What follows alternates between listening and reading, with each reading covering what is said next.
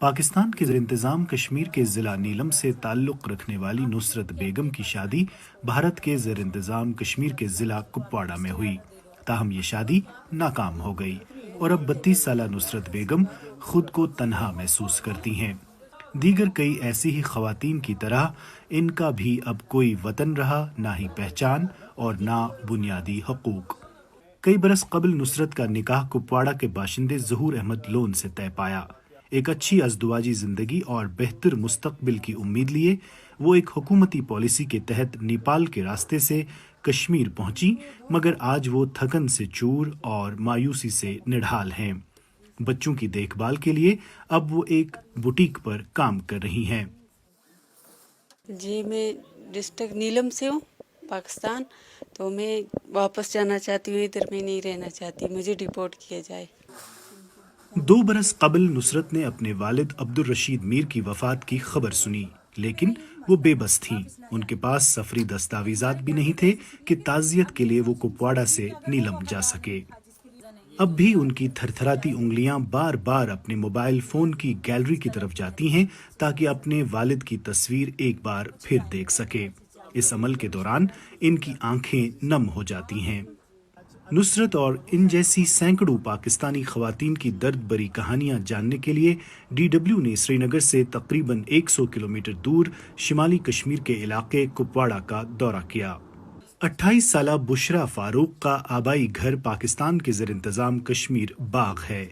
उनकी शादी शिमाली कश्मीर के इलाके पटन के अल्ताफ़ अहमद भट्ट से हुई थी। बच्चे भी हुए, लेकिन खुशी नहीं मिली।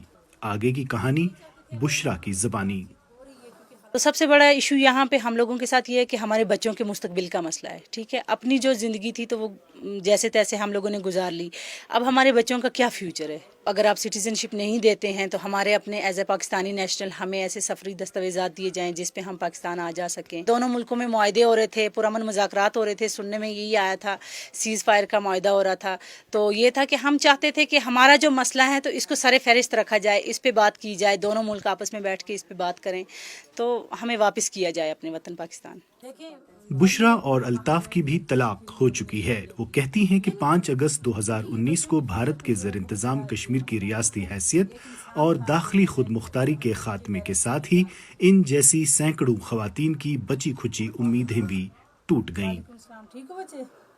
जब से दफ़ा 370 टूटी है या आर्टिकल 35 है हटाया तो उसके बाद काफ़ी मुश्किलात का सामना है। मुश्किलात कैसे हैं कि मतलब पहले लोगों ने जैसे तैसे करके आधार कार्ड बनाए, स्टेट सब्जेक्ट बहुत से लोगों ने बनाए, पासपोर्ट का इशू था उसके लिए अप्लाई कर रहे थे, रिजेक्ट हो रहा था क्योंकि वेरिफिकेशन में ये आता था कि इलीगल इमिग्रेंट्स हैं।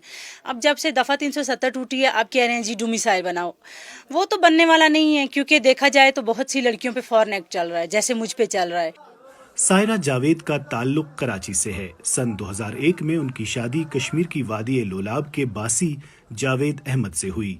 वो 2007 में कराची से कश्मीर पहुंची। आज उनके पास सब कुछ है लेकिन शहरियत नहीं। यूं वो अपनी मर्जी से सफर करने का हक भी नहीं रखती।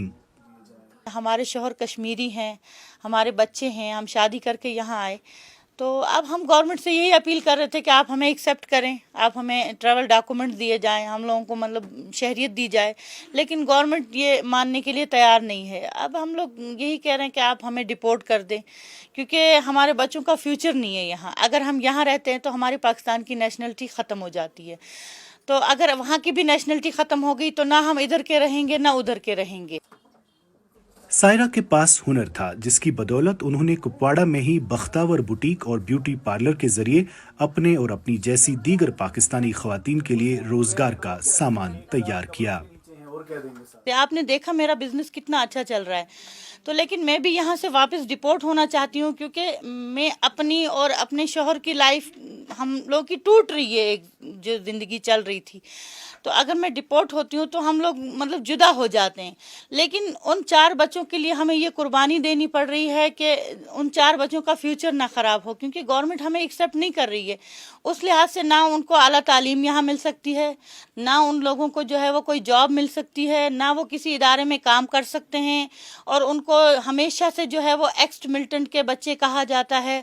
तो वो एक नाम जो हमारे लिए है वो हमारे बच्चों के फ्यूचर के लिए बहुत ख़राब है। پاکستان اور پاکستان کے زیر انتظام کشمیر کے مختلف شہروں کی کئی خواتین کی شادیاں بھارت کے زیر انتظام کشمیر کے شہریوں سے ہوئی ہیں۔